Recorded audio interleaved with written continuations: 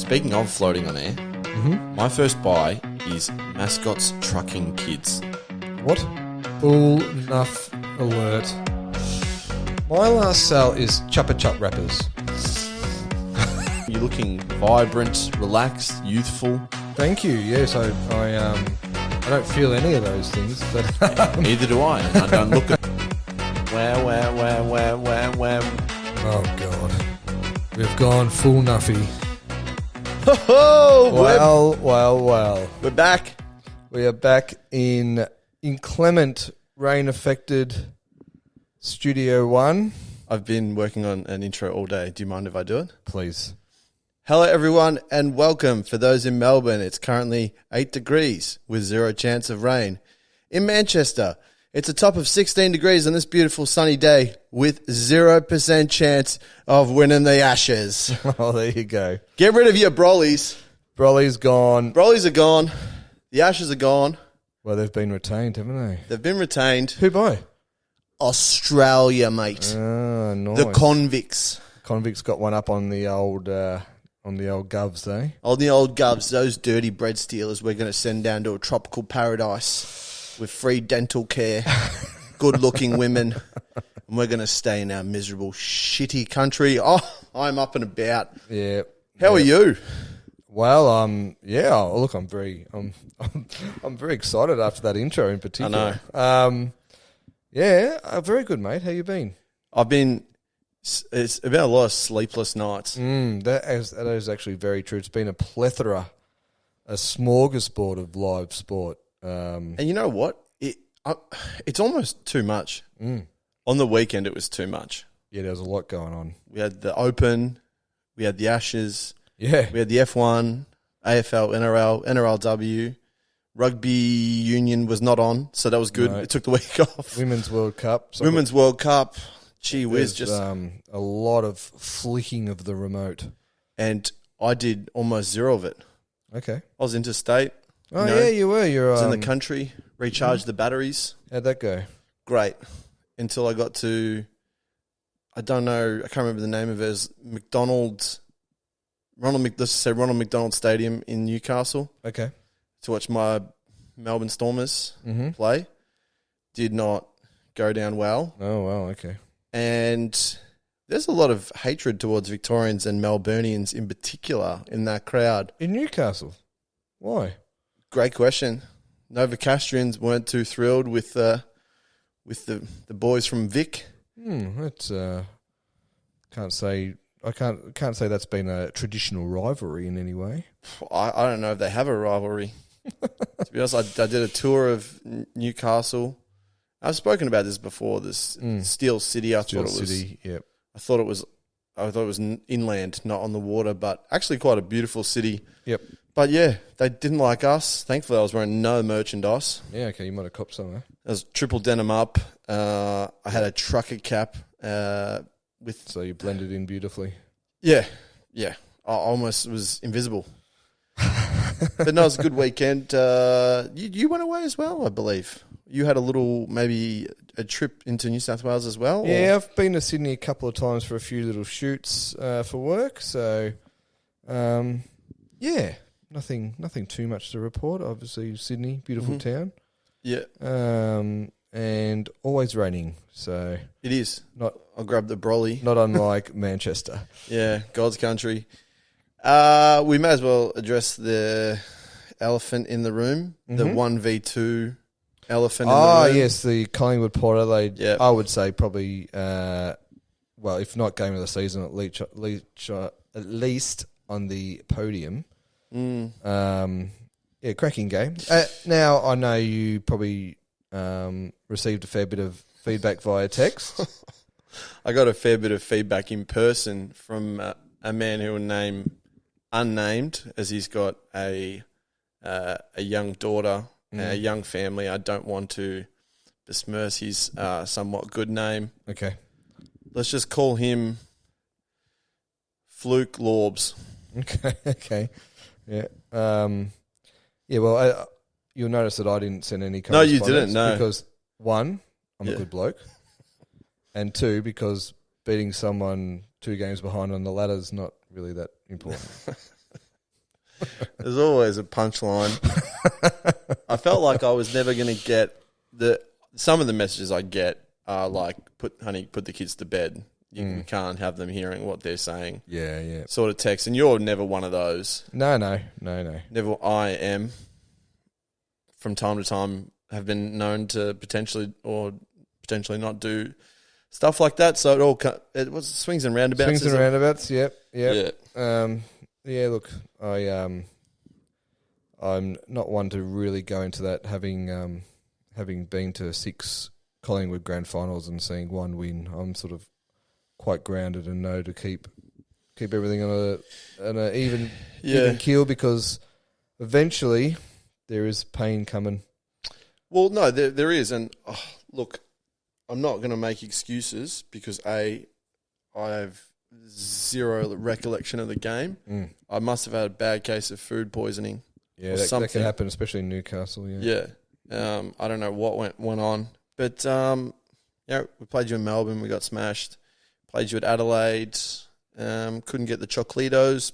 By the look of cracking it, game. It was inaccurate kicking. Yeah, but that's sort of been a lot of teams haven't been able to capitalise when they've had the chance against Collingwood. Adelaide twice, and there was another team that escapes me as well. But if they've just got this belief in the last quarter, if they're within striking distance, they're just going to come like a steam train. So yeah, but look, it's fun to bake for them. And as I say, there's all I will say is that I'm hearing a lot of people like, you already got one hand on the trophy and this and that. And I'm like, no. As I said before, I've been to 6 grand finals. I've seen one win. I know pain. I'm not counting my chickens. Yeah, exactly. I mean, it's just it's a tight comp. I think the top 4 are very good. Geelong could sneak in and do some stuff. So let's just see what happens. And we're probably not really going to touch too much AFL-y this episode. Not a heap. Which is fine, but we're forgetting Brisbane, who will probably have a home final at some point in the finals. They can't really be discounted. I know there's this... No, I think... This thing with the MCG and them. Yeah. You can't ignore that. But also, if you've got a dog in the fight, you've got a dog in the fight. Yeah, I think whoever finishes second, assuming Collingwood finish first, will make the grand final, because Port at Adelaide Oval with 2 home games, or Brisbane at the Gabba with 2 home games. Much like you, I know pain of the home prelim final. But I just think it's going to be super hard to beat the teams interstate with the way they've played footy this year. But Brisbane are in massive danger for sure. And if it isn't Collingwood, I don't mind Brisbane just because of my better bet from early in the year. Yes. So really excited to see the showdown this week and watch Port Adelaide lose 3 in a row. We're going to have some fun. Yeah, let's do it. We're going to have some real fun this episode. I don't know if you can tell, I'm in an annoying mood. Okay. I'm going to say some stuff. Oh, he's a bit loose, ladies and gentlemen. Loose-lipped Lucy over here. Loose-lips Lucy. Here we go. But that's a great way to start. Nice little joke at the start, which I worked all day on. Don't know how it's going to play on the camera. We'll play well on the camera. I don't know how we'll play on the pod. It's going to play terrible on the audio. For those who are not watching on YouTube land, hello for listening in audio land. I started this episode with an umbrella over my head. Yeah, so it was it's funny because I won't preempt one of my cells, but some people would have deemed you opening a brolly indoors as a no-no. Oh, okay. Yeah, that's interesting. Let's get back to that. Let's keep that there. Dive into that later. Yes, please. But for now, we are going to throw it over to the headlines with Australian-born Sandra Sully. 10's Late Night News with Sandra Sully. We begin with the signing of... Keeping you informed, keeping you involved, keeping you in touch. Australia's most established late news service, the Late Night News with Sandra Sully. Weeknights on 10. Thank you, Sandra. Thank you very much. Always a pleasure. The 2026 Commonwealth Games are in serious doubt after the the great state of Victoria, cancelled its plans to host due to, inverted commas, budget blowouts. The Commonwealth Games Federation struggled to find a host before Victorian Premier Daniel Andrews volunteered to host the Games in regional Victoria way back in April 2022. Now, a few things here. There's a lot to unpack in this. There is a lot to unpack. But coincidence or something more that the moment you announce that you are in serious doubt to represent Australia in the Com Games. Like, hey, I might not be right to play badminton in Leongatha in 2026. Suddenly, the arse falls out. The plug is pulled from the funding. Now, I'm not going to, again, mere speculation, but it does seem like quite the coincidence. The Twitter sphere, the Thread sphere, the Reddit sphere, the MySpace, it was all going off. Yep. A lot of from user accounts at Chris12745456789. What's happening, mate? This saying, is on you. What the hell's going on here? Yeah, this is on your shoulders or your ankle. Yeah, I think it's right knee, left ankle, right shoulder is probably what it's on. But is this the death knell for the Com Games?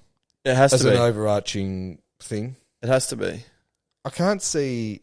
It was already struggling for relevance. I mean, by the fact that they had to find a country to volunteer. That's not a good sign. That's not a great sign, as opposed to having a hard-fought bid for it. Yeah. It just feels archaic and, a bit of a relic. Started as the Empire Games, turned into the Com Games. But, I don't know, I feel like maybe this is the time to say goodbye. Yeah, and look, we're not going to go the political route here, to be honest. Let's touch on it a little. Okay. Can I tell you my general thought? Mm-hmm. When it was announced, I was like, what a great idea. This is the only idea that probably makes sense for this. Yep. Dan put his Superman cape on and went on Media Street. Yep. Saying we're going to do all this, we're going to all do all that. We had bushfires before COVID. Yep. Throughout regional Victoria, which was ravaged, and then COVID obviously ravaged it. Yep. He kind of took his home run trot, which now to come back and be like, oh, it's going to cost us $5 billion more than it was estimated. Like, what are you doing, son? Yeah, the skeptic in me says that there's no way the $7 billion figure's correct. No. The skeptic in me says there was a lot of promises made to get the regional Victorian votes. And then after the election was won, maybe they just let the dust settle a bit and pulled the plug. Again, that's just the skeptic in me. It's not, that's allegedly. Of course. We say allegedly because this is just... Yeah, it's alleged. But I am saying that under parliamentary privilege, so... No one will hear this. No one knows it was you. We'll block your face out so no one knows. Yeah, just change my voice. Yeah, thank you. I could see that. The one interesting thing I heard was that all of the funding that was promised to go to these regional areas for the facilities, apparently that's still... Yeah, still happening. Yeah. But... We'll apparently. Apparently, allegedly. Yeah. Politicians, they like to lie. Except for Chris Bowen, who's one of the most honourable Labor men. He wouldn't have let this happen if he was Premier. Not on his Just watch. saying. Not on his watch. There's no alleged about that. No, he's as honest as the day is long. Yeah, correct. But, it's definitely the death knell for it. Yeah, I think it is. Which is, look, it's sad because of obviously it gives athletes who... maybe aren't Olympic gold standard a chance. And anytime you get to represent your country is special. Great honour. So I think, for the athletes it's probably the most sad if it goes. But by the same token, there's world championships, there's other things. And I'm sure something else will pop up. Yeah. I feel bad for, we've mentioned this before, I'm a big squash guy. Not an Olympic sport. So now this is a Commonwealth Games sport. There are sports which haven't made it to the Olympic level, so there are elite athletes who, in their right, should have been Olympians. Yep. But they're not for whatever reason. Yep. Now they're not even going to have. They potentially won't have that. I like how I've just shut it down. I've actually just got rid of it completely. Yeah, you've already cut. I've actually already cut it. Yeah, but look, it's as I say, I think it's the saddest for the athletes, but it feels like it's been dying a slow death on the old vine, which kind of feels pretty on brand for like the Commonwealth and the Crown. Yeah, no, absolutely. The everything English kind of dying in the arse. The bum hole's sort of falling out. Plugs being pulled. We're not gonna take it. Yeah, well, let's see what happens. Watch this space. Yeah. See you later. See you later to the Commonwealth Games in Melbourne. In positive news, Red Bull reserve driver Daniel Ricciardo has been moved to a race seat at AlphaTauri to replace the underperforming Nick de Vries, who has been ousted from the team in half a season. See ya, Nick. See ya, Nicky boy. Ricciardo, who has won 8 Grand Prix, including McLaren's only Formula One win in the past decade, returned to AlphaTauri with immediate effect, making his debut at the past week's race in Hungary. Ricciardo outqualified and beat teammate Yuki Tsunoda in the race at the famous Hungaroring. What position did he come? 13th. Okay. So qualified 13th. Yep.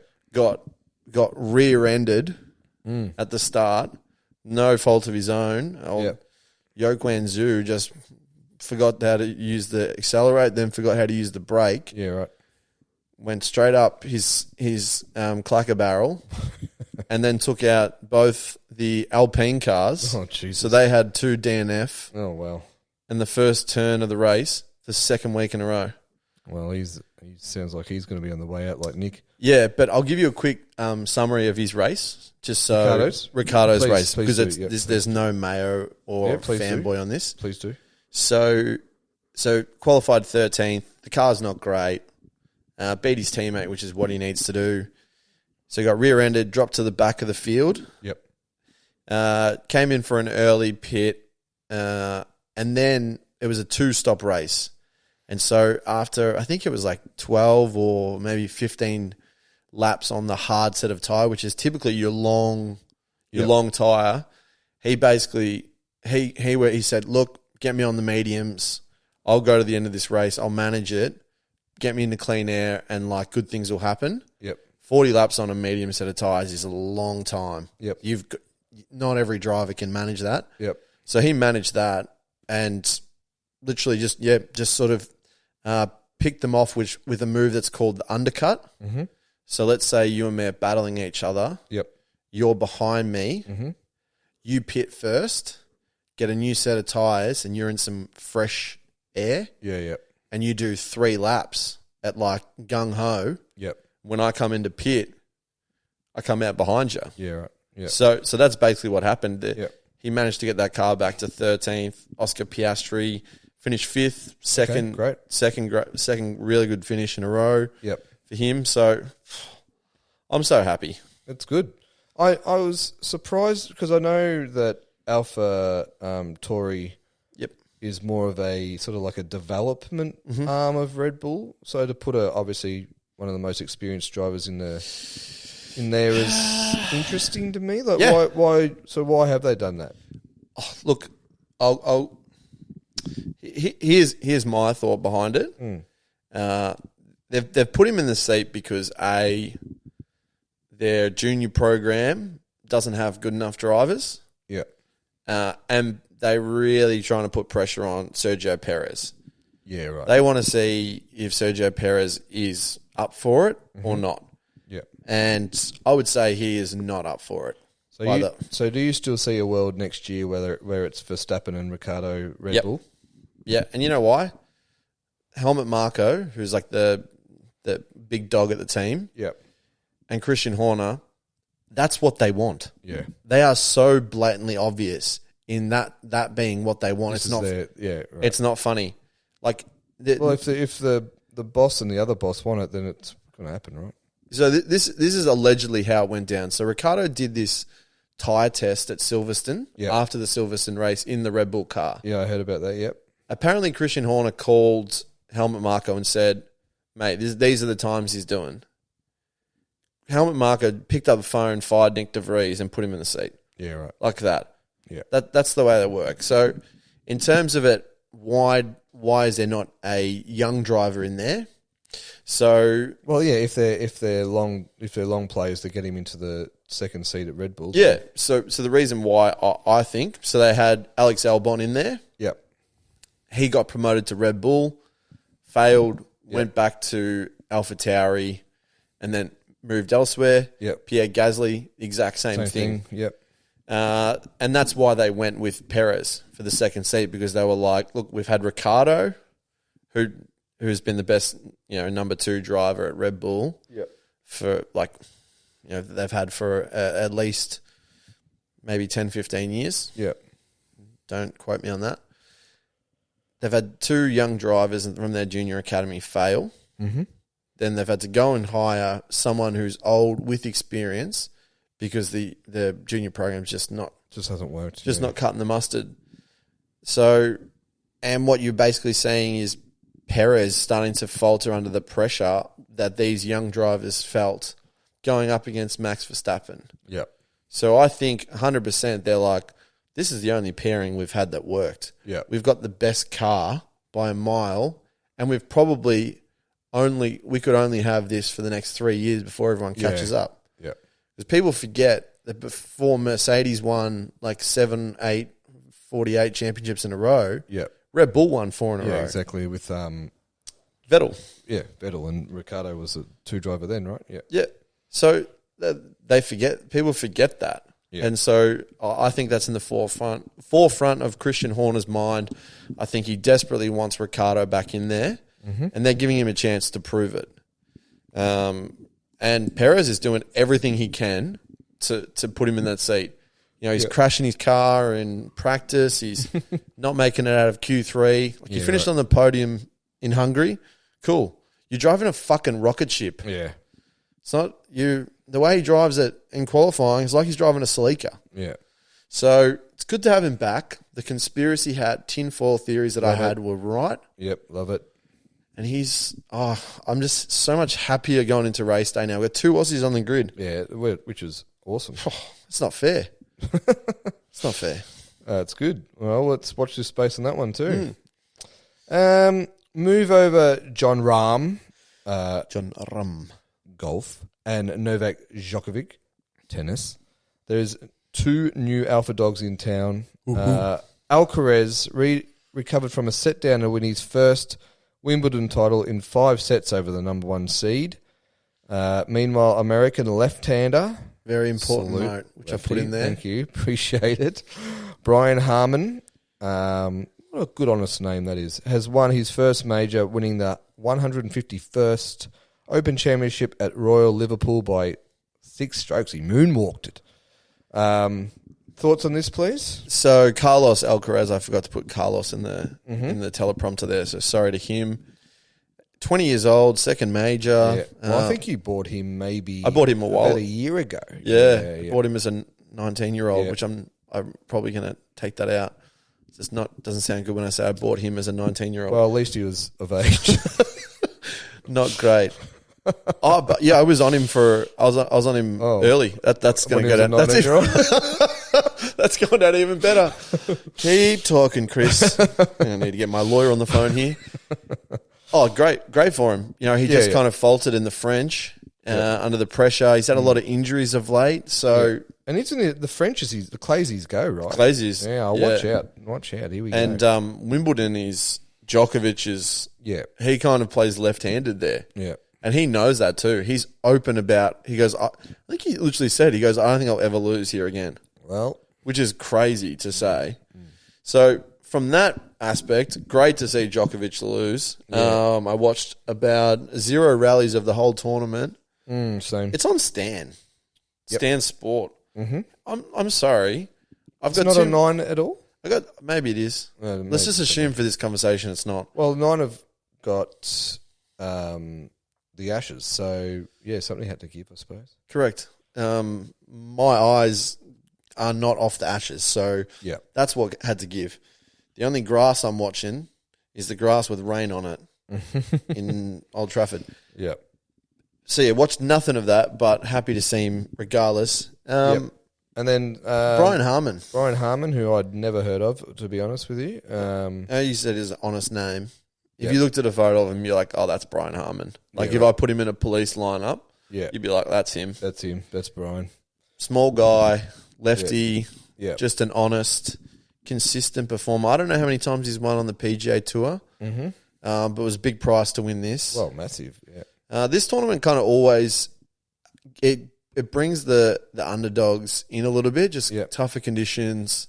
Well, it's one of the hardest courses in the world, I heard. It's like Royal Liverpool. I don't know if it's one of the hardest. I think it is definitely very hard, but it's like it's a multitude of things. Right, okay. Because it's English summer, which means it's really windy, overcast, Australian winter, and raining. Yeah. So just every other country's winter. Yeah. So that ultimately is the complete opposite to your American summer on the PGA Tour. Which is all beautiful blue skies and whatnot. Yeah. So the PGA Tour essentially goes from like tournaments where you've got to shoot like 25 under to win to this tournament, which, Tiger Woods has won them, as the only player at under par.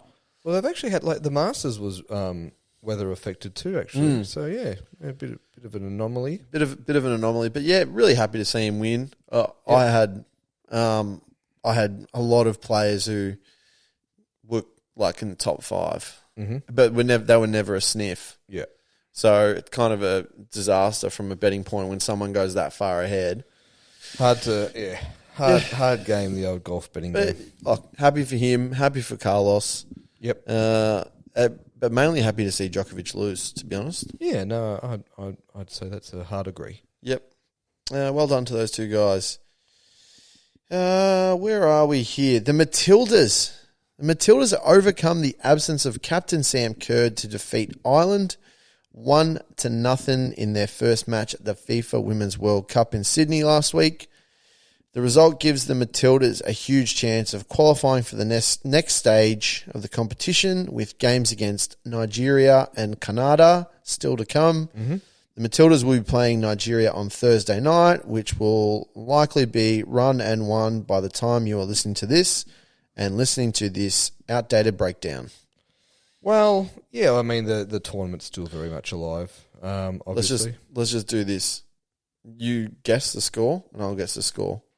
For Matildas, Nigeria? Yeah, so 2-0. The Matildas won 2-1. The Matildas won, insert score. Beating Nigeria, insert score. Insert crowd figure. What did you think? I saw there's a lot of criticism about the Matildas not naming Sam Kerr's injury. It's like, does anyone not know how sport works? Like, why would you forecast to your opposition that your best player's not playing? Like, this is elite competition, people. Like, I'm sorry that you didn't get to see Sammy play the first game, but this is the World Cup.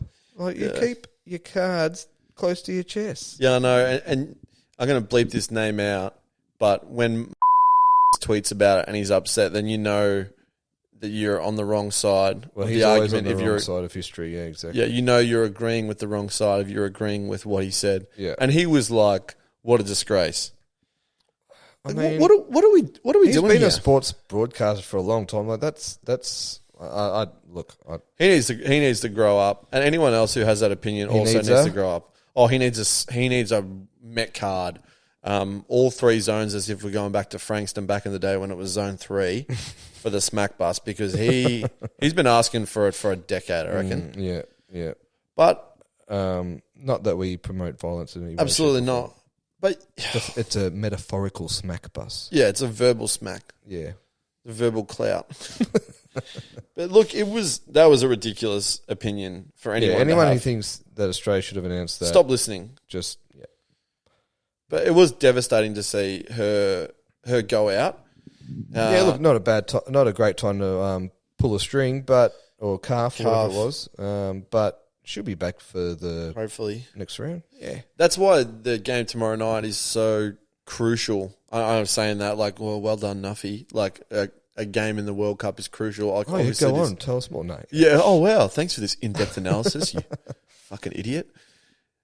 If we beat Nigeria, we're through. Yep. Canada already drew with Nigeria. Yep. And I believe Ireland's playing Canada right now. Okay. So, or playing them tonight. Yep. So, look, if we win, we go through. Canada's a tough team. Yep. So this game tonight is massive. Yep. Unfortunately, we've also lost Mary Fowler, who's 18-year-old. She played in the maybe she's not 18, maybe she's 20. She played in the World Cup as a 16-year-old. Right. Okay. Yep, that's how it works when you add 4 years. Manchester City striker, so she's kind of the next big thing. Yep. Losing her hurts. We lost another player as well whose name I've forgotten, but both to name. Sorry. Yeah, both to concussions. So that right. says to me they've accidentally run into each other at training. Yeah, or they both headed a ball in a ill fashion. Yeah. So crucial game to get points from. Crucial game to win. Question without notice. Do you know where it is? Brisbane. Okay, I think. Enjoy Brisbaneites. I actually have no idea because I think the way it works is FIFA doesn't let you, if you're hosting a game, there can't be games there before, like 2 months before or something. Right, okay. So that's why the games aren't being played at like Etihad or the MCG. Right, okay. So it's been played at, all the games have been played at Amy Park. The Storm have to go play at Marvel. Yeah. Which is why, like, there's 25,000, like, tickets. So no one could get tickets. Yeah, because it's, well, I mean, it makes for a good atmosphere there. 25,000 people got tickets. Yeah. I'm not one of them, so I'm pretty, as Drake would say, I'm upset. But you did get Taylor Swift tickets, so. I did, yes. I'm one of the few people who got Taylor Swift tickets but isn't going to Taylor Swift. Yeah, well, look, that's a whole nother story. That's a love story. For a lot of people. That's a, yeah. And it's a love story. Yeah, Taylor might write about it. You know what is funny about that?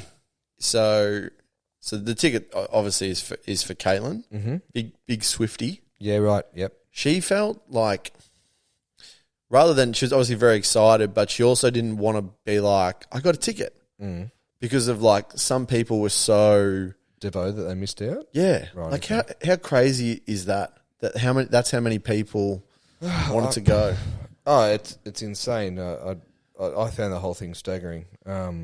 Same here. Like someone who spent 8 hours on Ticketek's website. Yeah, and so many people I know were as well.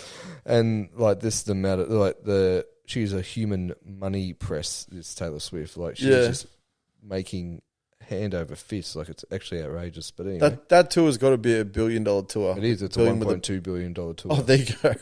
Billion with a bully. Yeah, that's not bad. Anyway, yeah, we've strayed, but yeah. Good luck, Matildas. Go Matildas and go Taylor. Yep.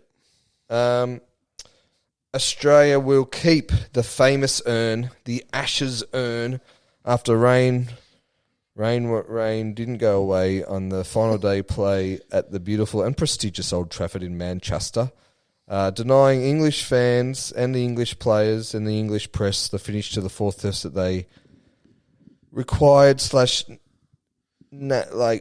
craved. We need it. Needed. I need it. And ultimately, the opportunity for the Ashes to be cited in a fifth blockbuster at the Oval didn't happen. And now, history is always a great judge and a great indicator, England has now won just the one Ashes test in its previous 1,400 days of existence. Is that right? That's the stat that you gave me. Oh, it must be right then. I may have worked that out. 1,400 days is a long time to be a loser. Yeah, yep, the big L. I mean, look, again, there's a lot to unpack here, but the hypocritical nature of this reaction to everything has been just been staggering. Crazy. It's like, oh, it rained, we could have won. It's like, 2013, you guys were cheering when the same thing happened to Australia. Genuinely the exact same result. Bairstow shouldn't have been out. I was like, your Bairstow did something very similar and your coach did the same thing. your No. It wasn't. It wasn't. Spirit of cricket. Oh yeah, Chris Stuart Broad nicks one of first slip, doesn't walk. Well, that's not. That's different. It's like This is all you'll be remembered for. Just the whole hypocritical whinging has just done my head in. Like, just there's a reason why you didn't retain the Ashes. It's because you lost the first 2 tests. It's pretty simple. Yeah. So I reckon we put a pin in this, and we revisit later on. Yeah. Okay, that's good. But because we could do this for, I reckon. Look, we could, and we don't want to. Let's not spoil our dinner. No. To finish us off, speaking of dinner, Argentinian superstar Lionel Messi has signed a contract through the 2025 MLS season with Inter Miami, the major soccer league team owned by English superstar and 0-time World Cup winner David Beckham. Yep. The 36-year-old striker who sparked Argentina to a World Cup title last year in Qatar, costing Australia a shot at glory, was unveiled a few weeks ago and has started in unreal fashion, kicking a stoppage time winner. Yep, it was great. Thanks for coming. I mean, it's always hard to tell in America what's a flash in the pan and what might actually make a bit of change in terms of, whether they actually start to get more involved in the beautiful game. But there's certainly been a shitload of hype. This is, and when you see, especially with NBA teams, you go, oh, look at look how much he's paid for that team, or they've paid for this team. This is why sport, like franchise ownership, is so, it is so sought after. Yeah. Like what signing this one player did to the value of that team, I think I don't have the exact numbers. Well, it's a really, commercially a really interesting time because, I don't know if you know, but like Apple TV. Yeah, I was going to touch on this. Helped fund this. So this is it's a very complicated deal. It's a complicated deal, but it's also maybe the future of sport in a lot of regards. I think so, because Mbappe has a similar deal with like PSG. Yeah, where he owned like part of the team almost. Yeah, but he's just been. Have you seen his offer for the Saudi to go League? to Al Hilal? Yeah, for $750 million. $750 million. That's quite a lot. LeBron James' entire earnings on court so far in a nearly 20-year career. Yeah, 500. I think it's like $530 million. Yeah, and he's getting hit. One hit. He's getting that in one year to go play in Al Hilal. It's sounds nice, mind-boggling. But yeah, I think the whole Apple TV. I mean, for me, someone who is quite invested in the industry, is really interesting because it sort of makes you think. Well, how can they want to obviously own a sport, own an event? Yeah, how can they get people watching it? Well, that's just fork up money and get one of the best players who ever done it. Yeah, which is crazy because this is going to open, and I'm very aware of the fact that we're talking about probably the GOAT, I guess. Pele is probably considered the GOAT, but Messi and Ronaldo are probably he's in the paddock chewing grass with them. Yeah, he's definitely got like a hairy chin. Yeah, so it's so interesting now that these new types of deals. And it kind of once it starts, it's like the snowball effect. Yeah, exactly. And especially if they see that it works. Yeah, 100%. I'm not saying every player is going to get ad revenue or this sort of stuff, but I don't know if you've seen the Air movie, but where Jordan was the first to get a percentage of the shoe. Great movie. Suddenly Messi's getting funded by a TV streaming company. Well, Apple's more than that, but you know what I mean. It feels like a pivotal moment. Yeah, a new era in sport, and you know what that will do is CBA agreements typically are like the biggest thing that big leagues, the biggest hurdle for them to get over. Yeah, and the owners typically always have all this power and whatnot, and what we're seeing with like this just massive shift. And, I think it's largely soccer. It's largely NBA. Yep. Is that's not how it works now. You might be paying LeBron's paychecks. LeBron says something, LeBron gets it. Yep. So if LeBron says jump, you say how high, and it's gonna create a lot of issues for leagues, for owners of teams going into these CBA agreements, because they're gonna have to make massive changes. Yeah, a lot of concessions, and the landscape changes so quickly. Like what you sign now in 2 years' time might be worth nothing. Yeah, or something's been made redundant by a new thing, or So that's what I think with Beckham. I know he didn't win a World Cup, but he's kind of won. He's won on this. I'm pretty sure. So he's like I think he's a part of a group that owns the team. Yeah, and I think they paid like $100 million. Yep. And I think the valuation, and it didn't go from 100 to 500 overnight, but I think it's at 500 now. Yeah. Like after getting Messi, it's obviously taken a huge clip. Yeah. Like you talk about social media engagements, they've gone from say 400,000 followers to 10 million. Yeah. That is just that's massive. That is a money pit. Yeah.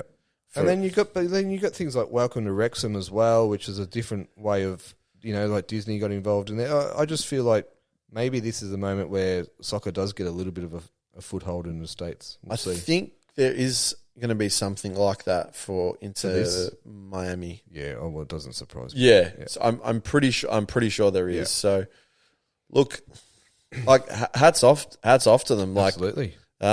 Corny name into Miami, like copying the European whatever. Yeah. It's America. I guess it has to be corny, but you're right. This is a pivotal moment. Yeah, I think so too. What we're going to see now moving forward is just going to be crazy shit. Yeah, especially with the Saudi sport washing money that's coming as well. Because how does the rest of the world compete with that money?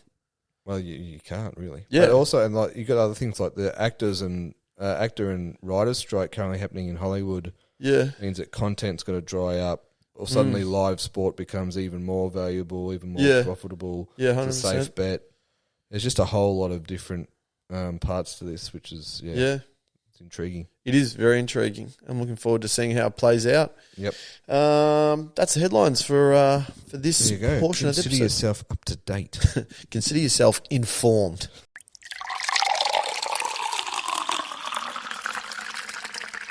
Well, this has been long awaited. This is going to be a special edition of this. This is a treat. Yeah. We know what it is. It's the stock market. Let's get into it. Oh. Tonight we're going to be talking about the stock market as really a woo for the stock market. I was just trying to figure out what the hell was going on in the stock market. Oh, would you like to start proceedings, my friend? I kind of do. Yeah, well, let's do it. My first buy is someone who's known as the thief of English happiness, the Ashes assault rifle, the American bison. Oh yes, it is Mitchell J. Marsh. Great buy. Oh, Mitchy. He's like a FIFO worker. Yep. Just coming out of the mines in Perth. Yep. Goes to make an assault like run a ball 100. Yep. And break the hearts of the English. He did. And then he just pisses off. Yeah, and then he's doesn't need to play a test outside of the Ashes. No. Honestly, the Bison, the big man. What an unbelievable. It's a great story. It is, because he was an unsung hero the last time. Yeah. Taking his Michelle Pfeiffer. Yep. That is one of the best hundreds I've ever seen. He bludgeoned them. He absolutely destroyed it on a pitch where it didn't look like anyone was going to make double figures. Yep. Like, how often do we talk about intent? We talk about it a lot. Yeah. Right? Have some, or maybe personally. Yeah, we talk about when we're watching it. Sorry. Yeah. Poorly phrased by me. We sort of talk about those lull periods in the test where we're like, that's why Travis Head is so good. Yeah. he's struggling, but he's got the intent to score. Yeah. Gee whiz. Honestly. No, I couldn't be happy. I mean, especially, I know if you saw that clip where, he was talking about that press conference, he was like, a lot of Australia hate me and blah, blah, blah, blah.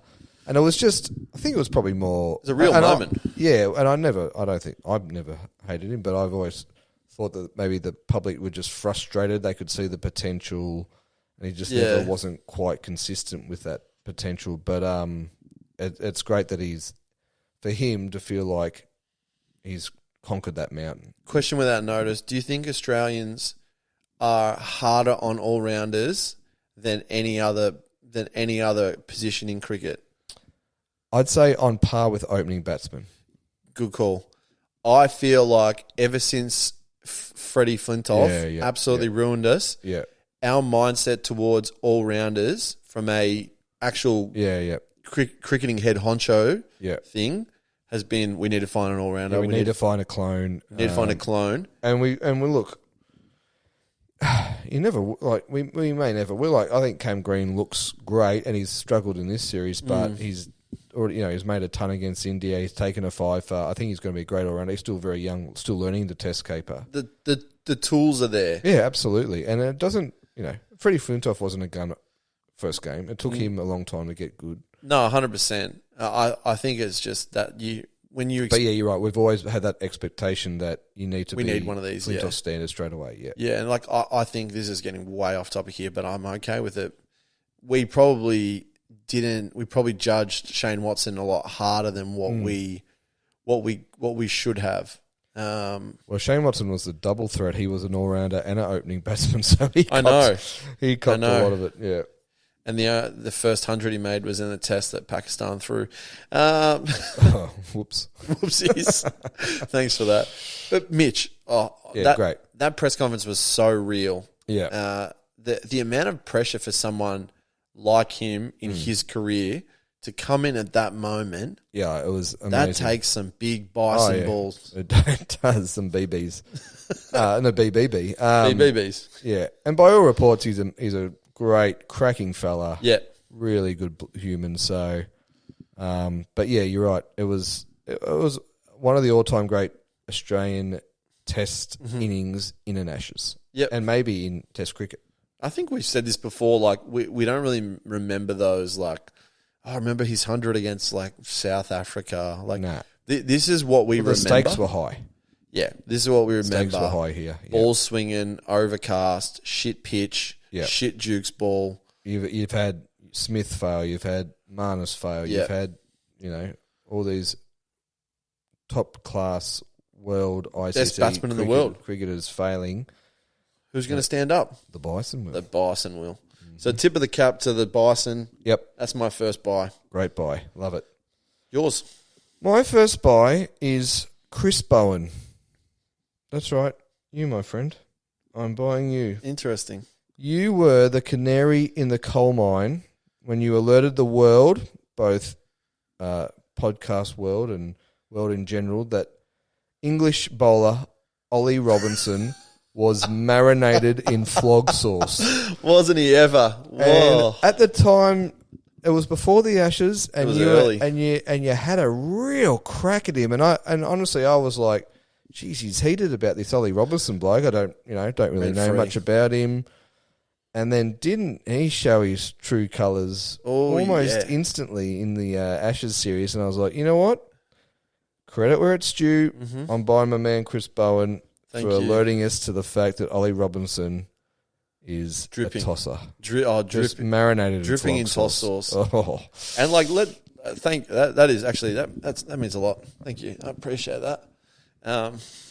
That's a pleasure, my friend. I was usually expecting to be on the back end of this segment. You know me. I'll always give credit where it's due. Yep. Like you did with Ollie. But like, what an idiot! Like the send off to Khawaja when he's 180. When he's made 180, trying to fight him too. Yeah, and also just like he's got a bit of racist history with his tweets. Yeah, it's like, come on, mate. You can come on. You can tell you're a plum pudding. That's 100%. Like I've said some real I've had a real crack at him behind closed doors. Yeah, But honestly, I love being right. Like I love being right. Like honestly, yeah. He provided absolutely zero in this series.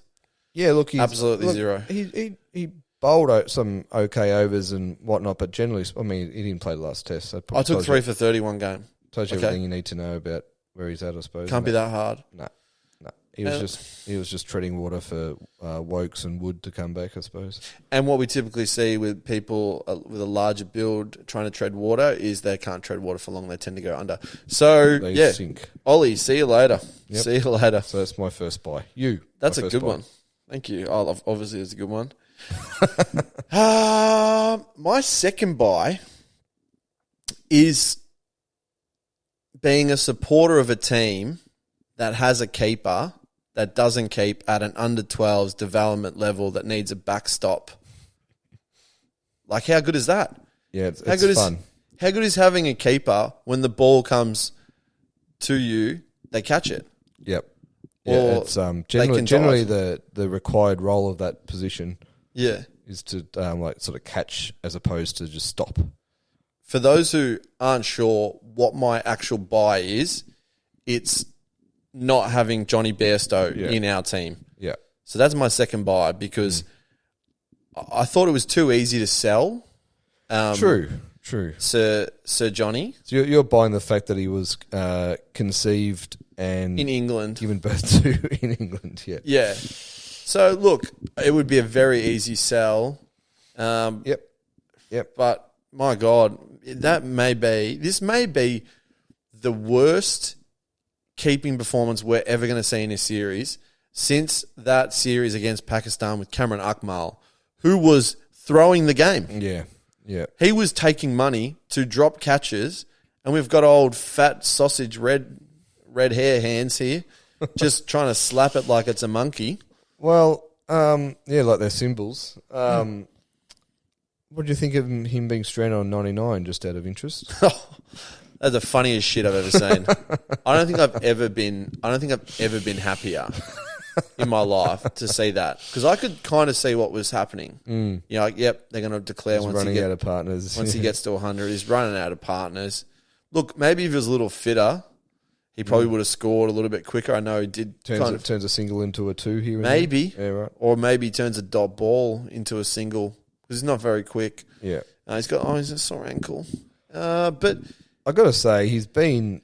He probably has been the headline. Like he just that Lord's test was such a bizarre test, but then like there's no need for him to carry that protester off. He's got a sore ankle, but he did, which was with a sore ankle. It was hilarious. Then he gets famously stumped. Have we talked about the stumping? We haven't talked about the stumping. I know this is old news, so I don't want to go on too long about it. But where do you stand on it? Fair play? 100%. Yeah. Alex Carey had the ball, and threw it less than a second. Yeah, he threw it in one motion while he was still in his crease. Yeah. Okay, he's alert enough. Yeah, to do it, and all of these piss babies, like Brendan McCullum. Gee whiz! I mean, Brendan McCullum. Oh my God! I don't know. Yeah, where do you stand on that? Because he had one. He's got some receipts. From the way he played. This is what I was talking about earlier with the whole hypocrisy of it all. But McCullum to say, we won't be having beers with him, it's like, come on, mate. Cool. I don't give a shit. Go have your microwave beers by yourself. Be another New Zealander who just keeps losing to Australia. Like, you change your colours, but you still get the same result. Yeah, exactly. It was Suki Lala. Yeah, no, look, fair play. I must admit, initially, when it first happened, I was like, well, you could almost treat it like a man cat and just say, hey, Johnny, mate, you keep coming out of your crease. Once more, we'll have a go at it. But then I thought, no, fuck it, it's England. No, fuck it, it's England. Fuck it, he tried to do it the day before. Yeah. But he's got those fat sausage fingers where he can't throw the ball properly, can't catch the ball. It's amazing he even caught the ball, to be honest. So, no, look, to say it's on the... To say, it's not in the spirit. Like, what is the spirit of the game? Well, the spirit of the game is not booing Steve Smith as he comes out for his 100th Test match. Yeah. Which the English did as well. I mean, the spirit of the game is to be, gentlemanly, for whatever that means now, and uphold the spirit of the law. And part of that is respecting the umpire's decision. Okay, so spirit. Let me try and work this out. So driving through a school zone. Mm-hmm. For most of the school zone, I'm going 40, but at the end, I go to 50, and I get pulled over. Mm-hmm. Can I say to the police officer, that's not in the spirit of the law? Because I didn't do it for the whole time? Well, it doesn't matter. So that I'm just trying to work out what the spirit means and how I can apply it to everyday life. An analogy, yeah. I don't think you can. No, well, it's basically not being able to pick and choose when you decide to honour the spirit of the game, whatever that means. Like when Mitchell Stark takes a catch. Yeah, exactly. And then you cry about the laws. The day after. Anyway. Yeah. Look, interesting. Very interesting. But good bye. Yeah. Not having Johnny Bairstow. Yeah. On my team. Keeping with the cricket theme, my next bye is Ricky Ponting. The man's a cricket savant, and he sees things not many others see, and he articulates it in such a great way. I love his special comments. I reckon he's one of the best special commenters in the world in any sport. Keeps a level head. But we need to do whatever it takes to make this man Australian coach. Oh, agreed. We just need, after this Ashes series, we'll have a, debrief. We'll get in the, room full of mirrors and have a look at ourselves and see what we can do better. But just make him Australian coach, please. Agreed. Because not only will he have the tactics down pat, but he'll keep a level head and he'll be able to just and articulate to the Australian people what's going on as well. Like, I'm off Andrew McDonald, as you know. Same. But from last time, but I'm really off him. Big time. I just can't. I'm actually just. It's hard to watch. Yeah, tactics at the moment. Yeah, and you can't just blame Pat Cummins for the tactics. No. Otherwise, why have coaches? Yeah. So I'm. Yeah, I got some thoughts on that, which we can. So I'll stay away from McDonald, but all I'll say is Ricky Ponting, special comments, grouse, legend. Let's make him Australian coach. Yeah, no, well said. I think this has happened before. I think it's going to happen for the second time. What's this? My last buy is Richard. Oh! Richard Ponting. Love it. My entire Ashes campaign has basically been me sitting here telling Nasser Hussain, telling Mark Butcher, telling Kevin Peterson, telling all these English flogs and South Africans, to shut the front door. Yeah. Because it's been painful. Yeah. It's just been little wobbly chin. Yeah. Crap. And, you know who else has been bad? The Sri Lankan... Kumar Sangakkara. He's the worst. He's bloody brown nose in the English. 100%. When I started hearing him talk, I didn't know it was him. I was like, who the fuck's this? And when I saw him coming, I was like, what are you jumping on their bandwagon for? It's very Jesus very Christ! I know you're on this Sky broadcast in England. I get it, but jeez, have some fucking professionalism. Have some respect, man. I could talk about Ricky Ponting. Yeah, please. For 4 years. Okay. I could talk about him for an Olympic cycle. Yep. I'm just going to give you one moment. Mm-hmm. Remember when Joe Root made 40? Oh yeah, this is. I forgot to mention this is so good. Yep. And he went out. Yeah. He went out to Nathan Lyon trying to force a shot that wasn't there. Yep. And then Kevin Peterson at the lunch break was just. Yeah. Oh, unbelievable! Never seen before. Australia didn't know what to do. And when he got personal. Yeah. Because he pointed. It's a you lot. He said you lot. Yeah. And that's when Ricky. Yeah. Snapped. And he was just like, he's made 40 and he's out now. The way, the tone, the delivery, everything. Massive alpha dog vibes. It was the biggest alpha moment I think I've ever seen in my life. So good. So good. That really sums up England's mentality, right? Yeah, they think they've won when they haven't won. It's 40. Yeah. No, Joe Root in that 40, is that not the best use? Like, let's say Stokes when he made his 150. Yep. Right? Stokes when he made his 150. I think that 40, no one's looked better. He's gone out. And they're still going, oh, look at this, look at this, look at this. Yeah. That sums up the English mentality, is just saying, like, you know, the fact that after the first test, they're like, we felt like we'd won. You know, we played an entertaining game and blah, blah, blah. It's like, and you did. But you lost 1-0. Like, you lost, you're down 1-0. Yeah. That mentality is ridiculous. I felt like I had hair this morning. I'll give you a little bit of a score check. I don't. Yeah, exactly. 1-0 bald. Yeah. Yeah, so, no, but Ricky Ponting, that was one of the great alpha dog moves I've ever seen. Yeah, and that's not the only reason why I'm buying him. He's just his commentary. Yeah, first class. In its entirety, has been first class. And I think when you lose a player like Ricky Ponting, right, you get nostalgia. You watch YouTube highlights. Yeah. You know, you wake up in the middle of the night crying, going, I want to watch one more Ricky 100.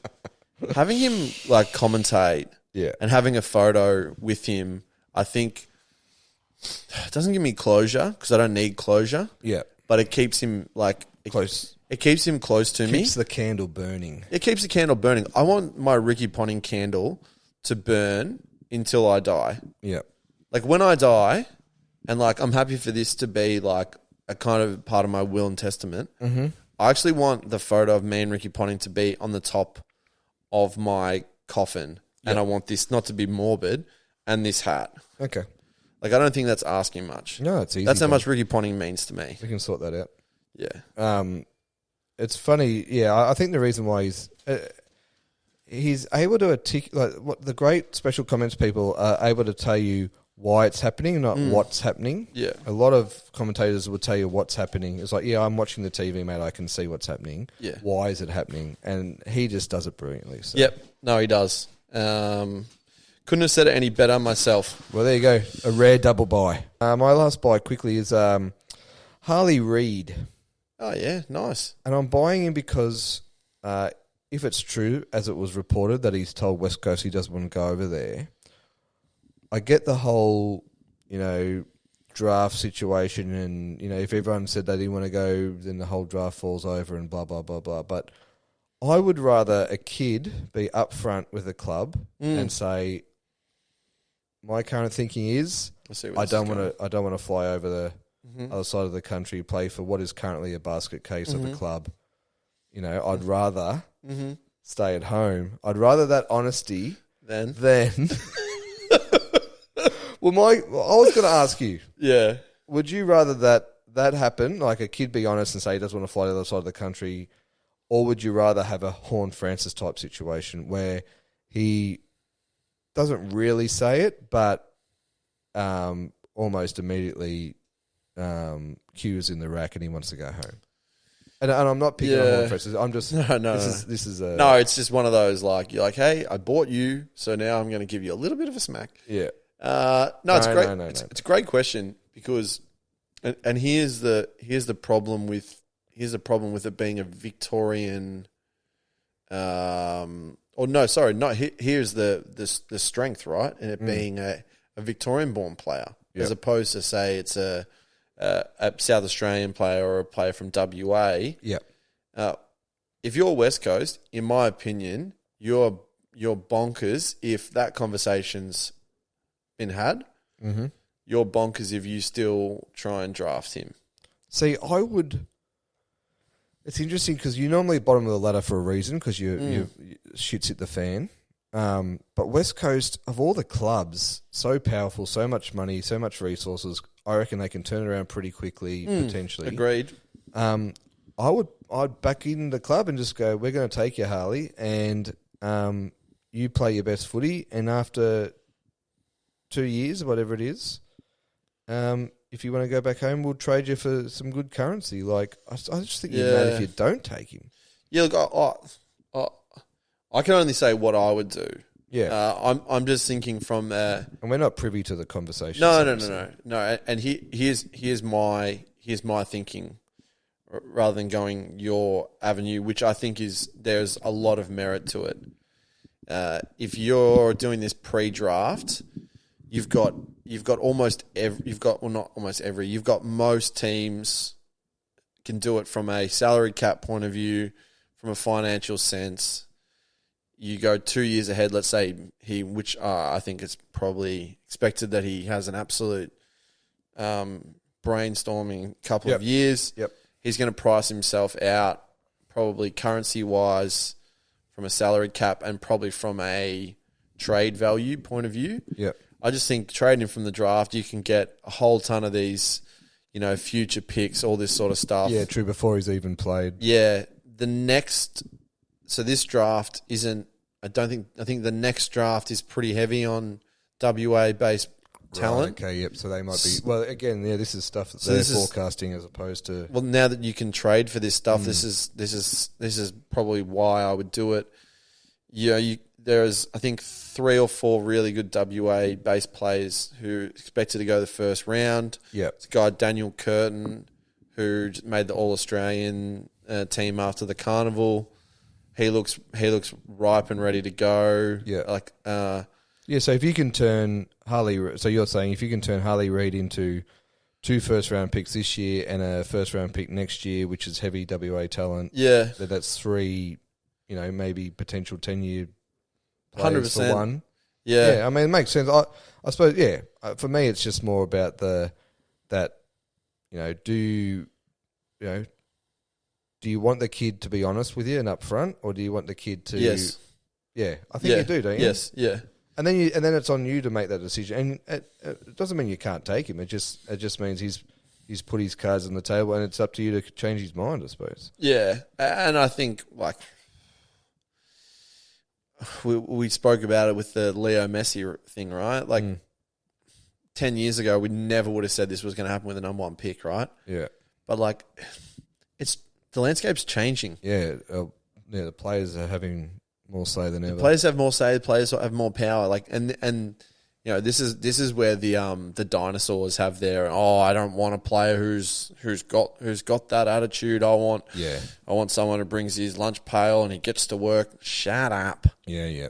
So prefer be honest. It's a business. Yeah, exactly. It's more than big business. More than anything. Yeah, absolutely. So yeah, if I would trade him, but I see merit into yours, because if he has an absolute unbelievable first 2 years, that brings in where you can say go to a club. Well, then he becomes like the Chris Judd scenario, in terms of not as old as Judd, but you get yourself a first, a Josh Kennedy, a real high prospect. Yeah. And you get the best of both worlds. So, yeah, look, I'm all the power to him. Yeah, I'll be intriguing to see what West Coast end up doing. But again, as you say, they'll be forecasting not just this year's draft, but the draft next year. So yeah, and I back them in to make a good decision. Yeah, I would too. I think there's going to be a lot of head rolling at West Coast end this year. I think it's already started. It's already started, but it's going to be some. Yeah. There's going to be a bit of a clean out. Yeah. So, but yeah, you can't argue they've got resources. They've got everything. Oh, they're definitely the most resource heavy club in the comp. Yeah, easily. So yeah, I don't know space. What. Yeah, very much. Watch this space. Now we're on to sells. Now we're selling. My first sell. God, this feels good. My first sell is having Brett Lee break your arm and then being ghosted by Meghan Markle. Do you know who I'm selling? Is it Piers Tears? It is. Where? He's good at making. He's good at sort of bringing attention on himself, isn't he? Isn't he? And does he not look like the bottom of my shoe? My God.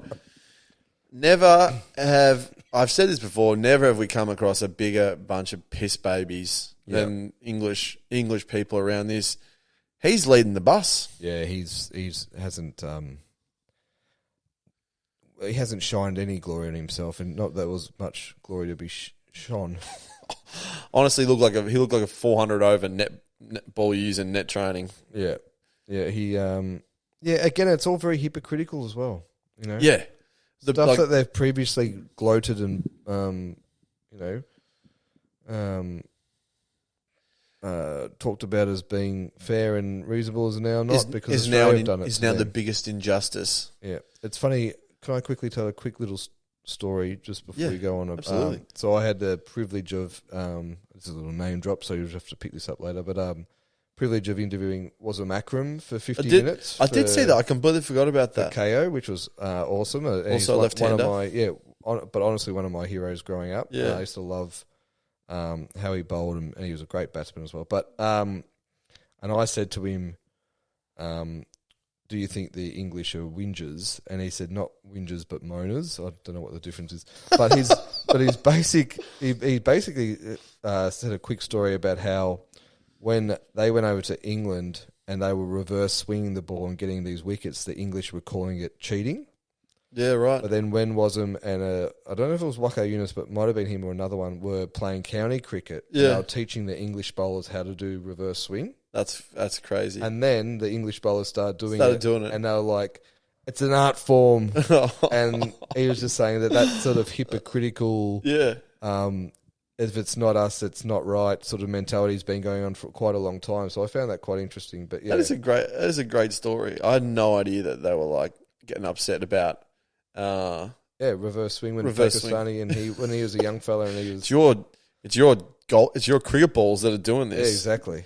So anyway. Oh gee whiz. But no, back to Piers, Yeah, look, Brett Lee broke his arm in front of a lot of people. Mm-hmm. Very funny. I watched that video a lot. I watched that video after you watched the Ricky Ponting one. After I watched the Ricky Ponting videos when I'm upset, I then watched that to put a bit of a smile on my face. He charged Brett Lee. Yeah.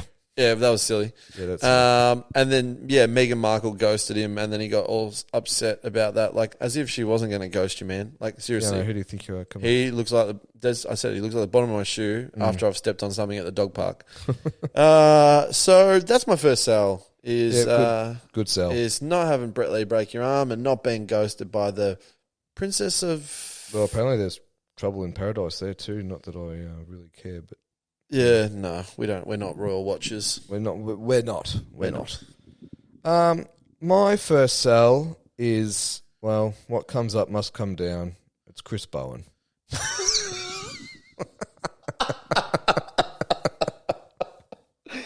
Oh, we had a good 20 minutes. It was good while it lasted.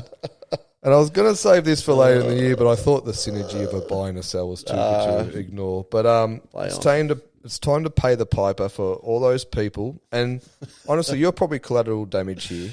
But all those people who said at the start of the year that Collingwood couldn't win the flag, wouldn't make the 8. Now that Collingwood have locked in a top 4 spot, guaranteed of playing 2 finals, I think... Are you going to ask me again? Can Collingwood win the flag? 10 reasons why I don't think a thread. No, as I said, you're collateral damage because at least you didn't write a whole article about how Collingwood would miss the 8 like Caroline Wilson did. Oh, what's your arrow, Caro? Yeah, cop that, Caro. And, like Jordan Lewis, I said Collingwood weren't going to make the 8 and even an old mate, Max Lawton, crunched the numbers and got his... Is that a mate of yours? Please tell me he is. He's a journalist at Fox Footy. Yeah. Oh, is he? Oh. Yeah. He's not coming on here anytime soon. Sorry, Maxie. He crunched the numbers and got his algorithm panties in a twist. Oh, no, the Python was wrong. So I hope to everyone who doubted the Pies, they're enjoying the biggest show in town. But, look, as I said, the opportunity to cut you down after I brought you up was too good to refuse there. But this whole episode has made sense now. Where you were like, you're talking about the premiership pain and trying to seem level-headed. I was like, geez, I'm impressed. He hasn't really given it to me about the Port Adelaide loss. Never been. And then he sold me and he's put me up on this little pedestal and I'm feeling good about myself. And then just like you're at school when you're sitting on those plastic chairs The school bully is coming. The school bully has kicked out one of the legs. It snapped, and I've fallen back and smashed my head on the ground. Humpty Dumpty. Off to the sick bay. Off to the sick bay with another concussion. I'll give you that. That was very well done. Oh, thank you. That's going to play well amongst the people. Oh, dear. My next sell, and this is a really sad one. Having it rain all weekend during a long summer's weekend. It's not fair. No, that's not fair. Especially in summer. Yeah, in summer it shouldn't rain all Saturday and all Sunday. And then be a nice day Monday. Oh, it was beautiful. Do you see it? I shared it on my Instagram story. Yeah, I saw it only because you shared it. But it just sucks. You're stuck at home. The kids are going crazy. Yeah, just want to get them out of the Dad's house. yelling at the TV. Yeah, he's upset. He's upset. Mum's in the kitchen trying to make her, what's the crumpets and jelly or whatever they. Yeah, crumpets and some shit food. pudding or something. Yorkshire pudding. Oh, it tastes like crap. Yeah. Back to Glamorgan. Spotted dick. Yeah, I don't like it when it's wet and miserable. Yeah. So that's my second buy. Second sell. I like it. Now, I'm selling, my next sell is fan superstitions, and I just found this interesting, and it's off the back, it just got me thinking off the back of when Australia looked like, it was before the Bison's innings actually, when Australia looked like they were in trouble. This is a double sell of me. No, this is not you specifically, you made me think of it, but the whole, I'm going to not try and jinx this by saying something, or I am going to jinx this if I do say something. Superstition of fans, when you think about it, is crazy, right? Like it's, I'm not saying it's narcissistic, but it is. It's ridiculous. It's like one person, me doing something is going to affect an event the other side of the world. And again, this is not a you. This is because it happens everywhere, and there's so many superstitious people out there. And it brings me back to the umbrella under the indoors. That it's a superstition that my old man has, and it's really? I don't know if it's a Maltese thing or what, but if we opened an umbrella under the ceiling, he would lose his shit. Yeah, really? Yeah. So, and I just find it hilarious these little superstitions, and especially around sport. The only time I think it actually is true is if, for example, if you're batting out there. And that in the change rooms are in a certain way, and that affects the batsman like that. Yeah, don't move if you're in the change room. That is not a superstition, more just something that the batsman's aware of. But yeah, everything else is, for me, it's quite humorous that people think that they can adjust or change the outcome of an event. Yes, and I'll tell you what I've told a lot of people. There are not enough therapists in this world to fix what goes on during my head during a sporting event. Fair. Because the first thing I did was, and I've seen this a couple of times. Yep. So Pat Cummins, Nathan Lyon run chase. Yes.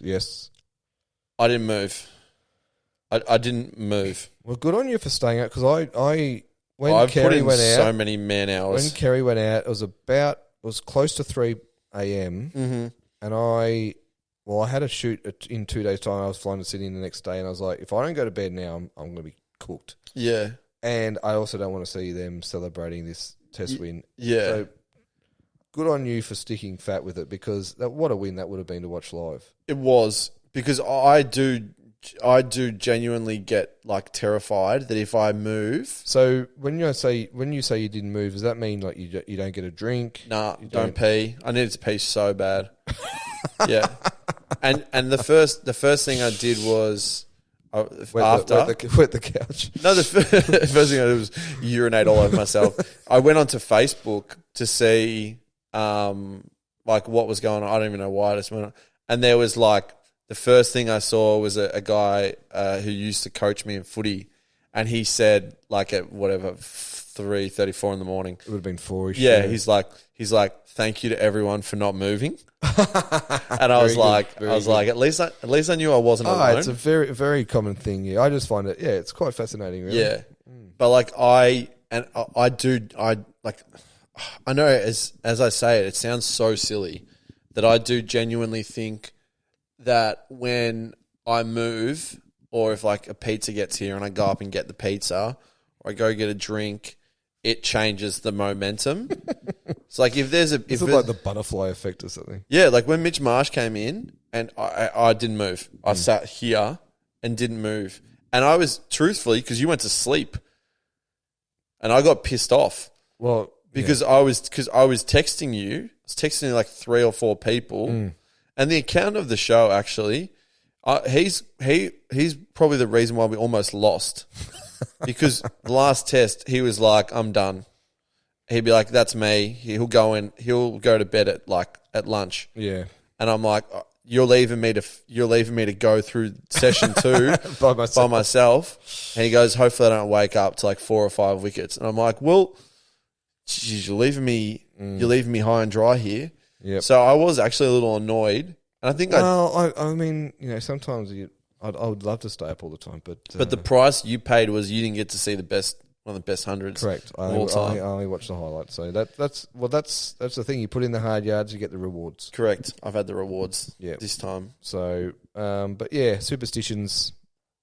Meh. Yeah, I'm so superstitious, not funny. Yeah, well, I'm the opposite. It's mentally exhausting. I'll literally just move all over the couch just to... You make me sick. How do you live, you heathen? That's a really good one. So right now you've sold me twice. Well, in effect, yes. Yeah. My last sell, and we've mentioned him, is I wanted to buy an alpha and I wanted to buy a cuck. I wanted to sell a cuck. Yeah. So I'm selling Kevin Peterson. The South African-born, Maori tribal sleeve wearing, English flog with one patch of blonde in his hair and a mouth that never stops talking. Yep. Well, sell away. Look, no doubt about this guy was a very good cricketer. Yeah, absolutely. Very good cricketer, but... Well, he's the opposite of Ricky Ponting in that, as I said to you, Ricky Ponting can tell you what's happening. Why it's happening. He can't. He can sort of tell you what's happening, but even then he can't really tell you what's happening. He can't help himself. He definitely can't tell you why it's happening. Yeah. He's got no idea. He just talks. He just actually talks. Yeah. I felt so bad for Mel Jones, who I think is quite good as well. Yeah, she is, yep. She's been stuck on the old... the old toilet cleaning shift, that one, being stuck with KP. Yeah, she got the patience of a saint. She must have. Yeah. Look, and look, it's funny because KP's had some serious digs at the English team, especially after the first 2 tests, which is like good on him. Like he has to see a lot of these people post the Ashes series and have relationships with them. So he's not afraid to speak. It's just that he speaks a lot. He speaks just too much. And it's gibberish. Oh, it's absolute rubbish. It's like me trying to speak Finnish at 3 a.m. Yeah. Well, I'd probably back you in to do a better job. Probably. It's a pretty simple sell. Yeah, it is. But I bought an alpha. Sometimes that's what you got to do. Yeah, you bought the... I bought the alpha dog. Yeah. And I'm selling the little shitty puppy. The simp. The little simp puppy, also known as Kevin. I also think Kevin is just like a crap name. Yeah, no offense to any Kevins listening. No offense to any Kevins, but we love any Kevins that are listening at the moment. I don't think, off the top of my head, I don't think I really know any Kevins. But like Kevin Spacey. Oh, Jesus. Sorry, Kevin Bloody Wilson. Yeah. It's just kind of Kevin Rudd. Yeah. I never got that $900 rebate. Didn't you? No. I bought a PlayStation 3 with mine. That's jealous. Jealous of that. Kevin's a crap name. Blonde tips suck. If you're born in South Africa, play for South Africa. Play for New Zealand. Yeah, don't get like a Maori tribal sleeve. Yeah, like culturally inappropriate. If you grew up in like Glamorgan. Yeah. So he's there's a bit going on with Kevin. Dripping, marinating. Marinated in flog sauce. Absolutely. They are my 3 sells.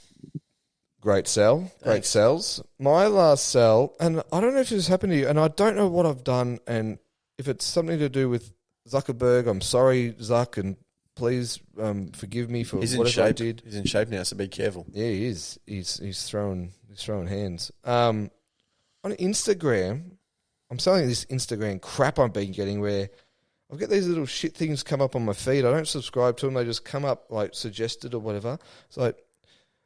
It's something like, do you know who is missing you secretly? Third person in your share list but can't say it. I'm like, what the fuck is this? Or you could win $1 million but you have to fight the 5th person on your share list. I'm like, really? what? I didn't ask for it. I've never clicked on it. I don't know what the fuck's happened, but it is an absolute virus on my Instagram posts, on my feed.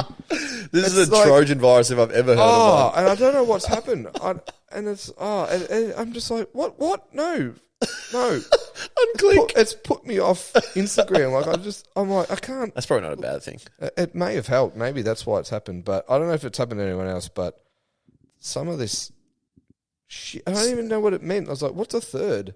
I'm like, what's a 5th? And so I had to ask. And they're like, oh, it's a third person when you go to share it. They come up and you, what the?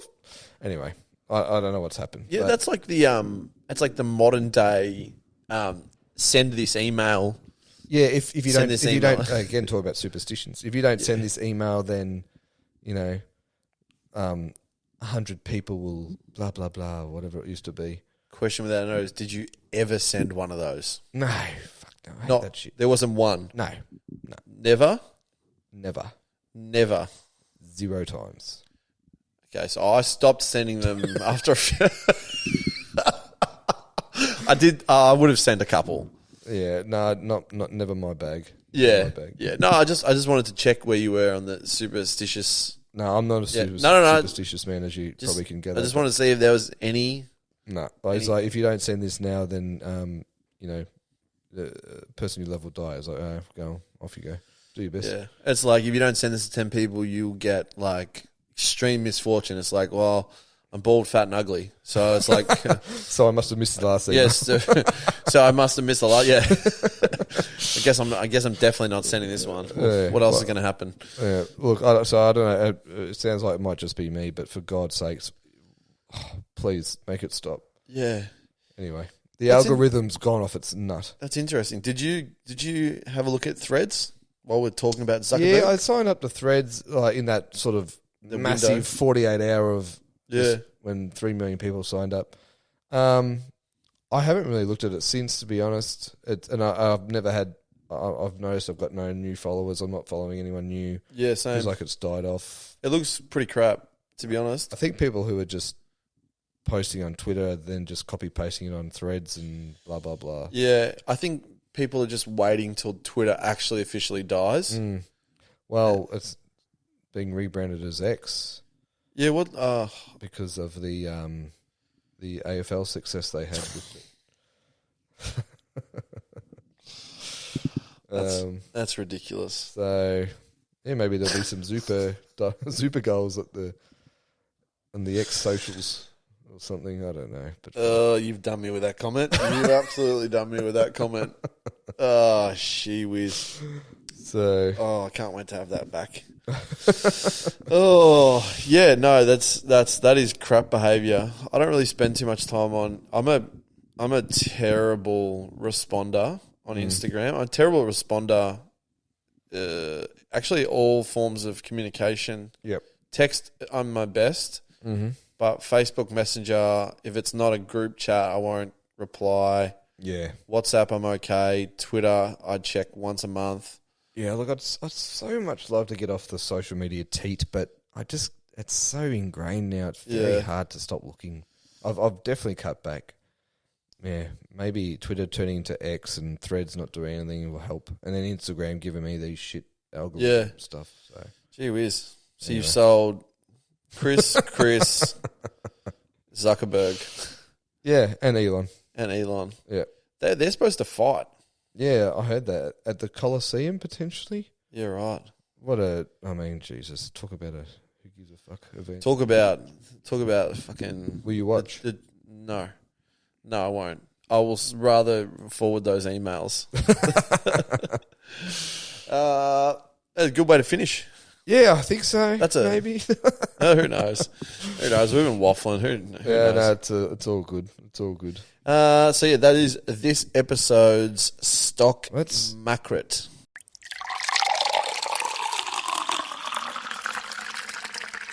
Well, this has been a fun episode. It has been fun. It's been a little while between drinks, so it's always good to catch up and it is and get one out there. Yeah, I know we say this every time we do an episode because it's hard for both of us during our full season.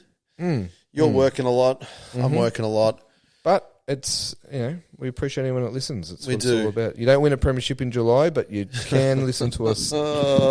Stellar potty, Kenny. You can. So for those people who are unaware of the joke you just made. Oh, well, it was a joke, I suppose. Made by a jokester. Ken Hinkley, Port Adelaide head coach, said in a press conference that Collingwood's very good at calling themselves number one. It's all good to call himself number one, but being the number one team in July means 4/5 of doesn't stand for much. Doesn't stand for much. What about the number one team in August, Ken? Here's the thing. That was sent to me several times. So full disclosure, Saturday night I was belligerently drunk. Which is fair. You're in Newcastle. What else are you going to do? Yeah, exactly. I was in a Guzmani Gomez at like midnight, honestly, just fighting for dear life. Yeah. I got sent that quote by people a couple of times. How often have you heard me jump on the Ken Hinkley choo-choo train? Not at all. You're always throwing rotten fruit at it. Yeah. Don't send me stuff. If you're sending me stuff like that, do yourself a favour. Abuse me. Sure. Abuse me. Tell me my football team sucks. Tell me to go eat a part of genitalia. Do whatever you have to. Don't send me that. Yeah. Nah. You've never been a Ken stan. Yeah. As if I'm the one as if I was at the press conference sitting next to him going, fuck yeah, Kenny. But in fairness, I did love it. I loved that Maynard, put it on the line and Kenny responded. It added to the theatre. I'm sure the ratings were off their nut. Yeah. And I'm as sure Craig, it was a great game. And as our Lord and Saviour Craig McRae said after the game, like he wants to see more of it. Like don't squash that. Let people have their personality. Let them be authentic. Let them say what they want, and let's add to the theatre. So hopefully, it's a step change for our media, and we don't try to cut these people down when they say something like that. We celebrate it for what it is, which is entertainment. Do you think it's crazy that as Australians, we love, not me in particular, we love the NBA so much, and the drama that comes with the NBA and the culture of speaking their mind. And, but for AFL, firing shots, AFL's like, oh no, don't for do it. AFL for our It's game. such a different mentality. Yeah, it's weird. It's the same people. Exactly. Same people that follow both. Yeah, no, exactly right. It is very strange, actually. But hopefully, look, as long as people are set in their ways, they're going to be very... I mean, we still bounce the bloody ball in the start of game, so it's going to take a while for let's not even open that. We tried to open that can of worms before, and we had the bouncists, coming for us every which way. The cult. They came for us every which way that the ball actually goes when they bounce. Yeah.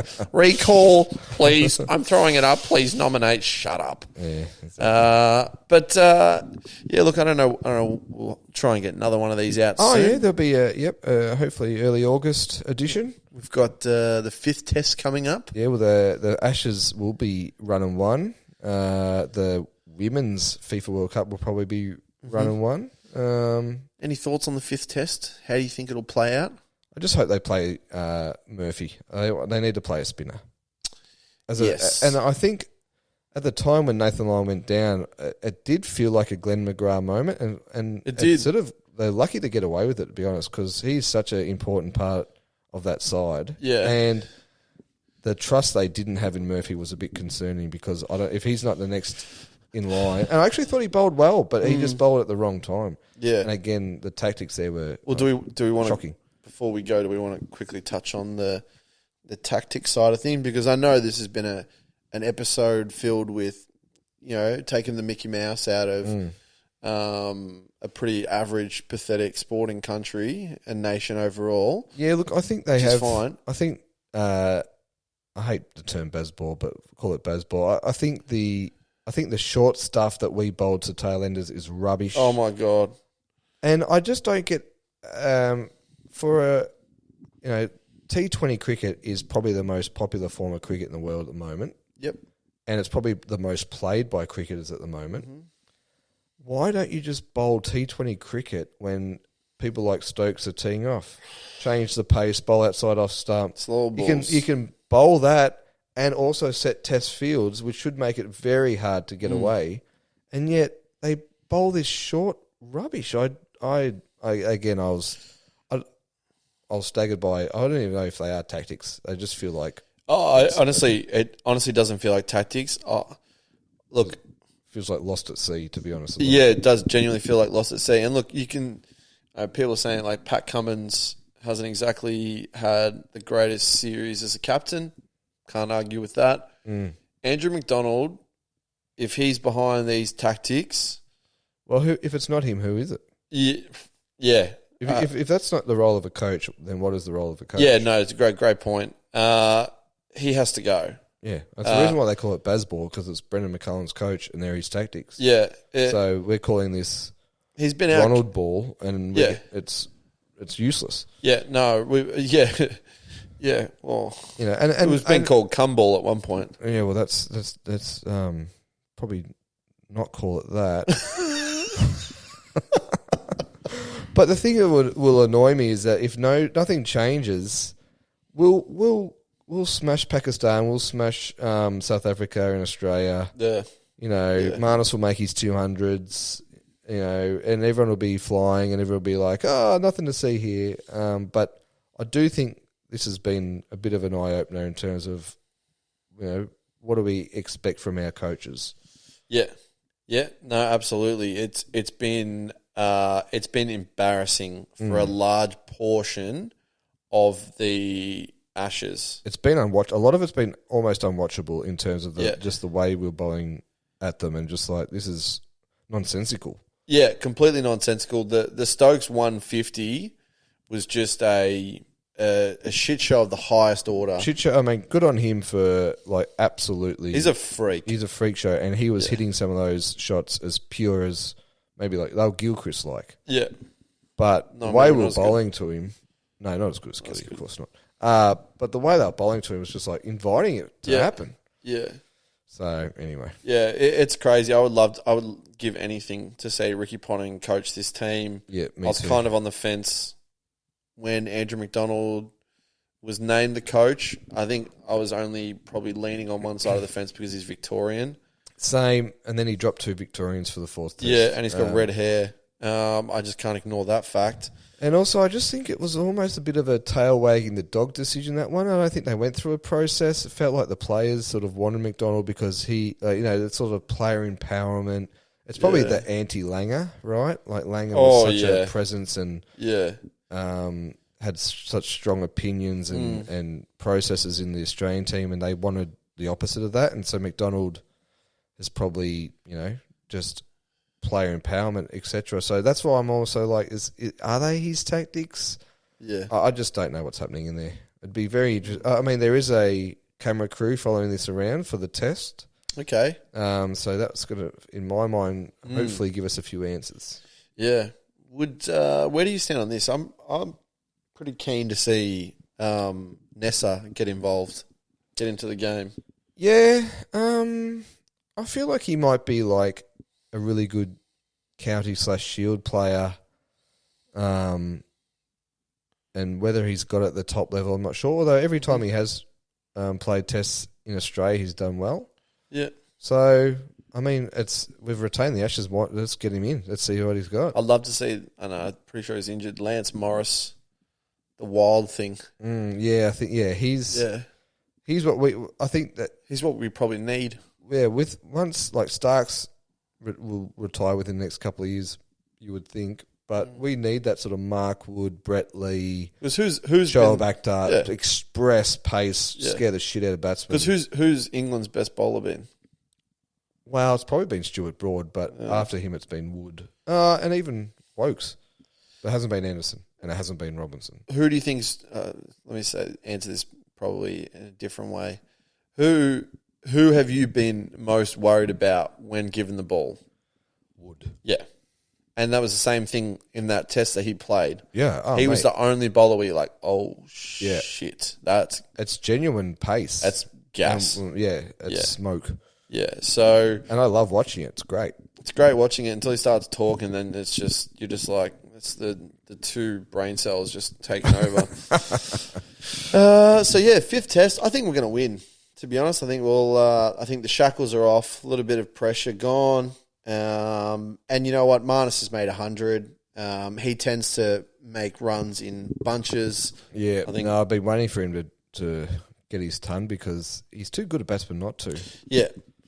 I think Smithy will make some runs. Dave Warner probably will make runs. Dave Warner will probably make 200. Well, it's funny. You know what? Warner outwitted the selectors in a way, and he sort of, by getting on the front foot and declaring when he was going to retire, he set the narrative. Yeah. Like, I'm done after the last Australian test. He's done. And this upcoming summer. Done. And it sort of put them on the back foot a bit. Yeah. Actually, I was going to sell someone. I was going to sell Marcus Harris. Oh, okay. Because he had this quote. Yep, I'm listening. Davies earned the right to pull the pin whenever he wants to pull the pin. Now, that's Marcus Harris who is trying to get that spot off him. I want more mongrel from Marcus than that. No one. You can go back to WA if you want with that mindset. That's not a bushranger mindset. No one has the, like, it's a privilege to play for Australia. It's not a right. Yeah, no one has the right unless you're really playing. So Davey Warner, I love him as much as I've loved him. He doesn't have the right to dictate when he retires. He'll retire. Averages 2 in England. Yeah, he'll get dropped like anyone else, and he'll get retained like anyone else. So, but for Harris to say that, who's trying to get his position, I want more mongrel than that, Marcus. I'm sorry. Yeah, that's a late sell. That's a late sell, but good one. I'm with you there. But look, sure, I think we'll win the 5th test. Why not? Yep. Make it 3-1. Yep. It'd be good to actually win a series in England as opposed to just draw it or retain it. It'd be great because I can't wait to see when we do win this test what they come up with.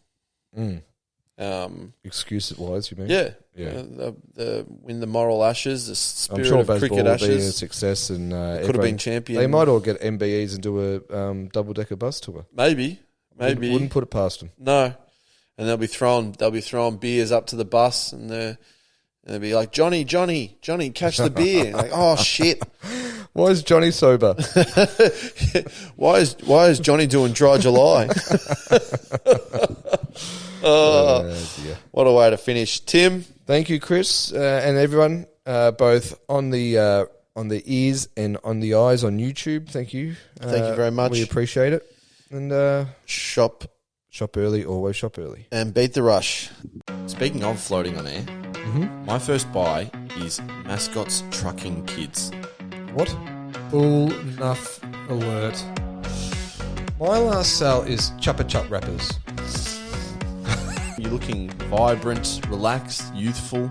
Thank you. Yes, I don't feel any of those things, but neither do I. And I don't look at. Wow. Oh God, we've gone full Nuffy.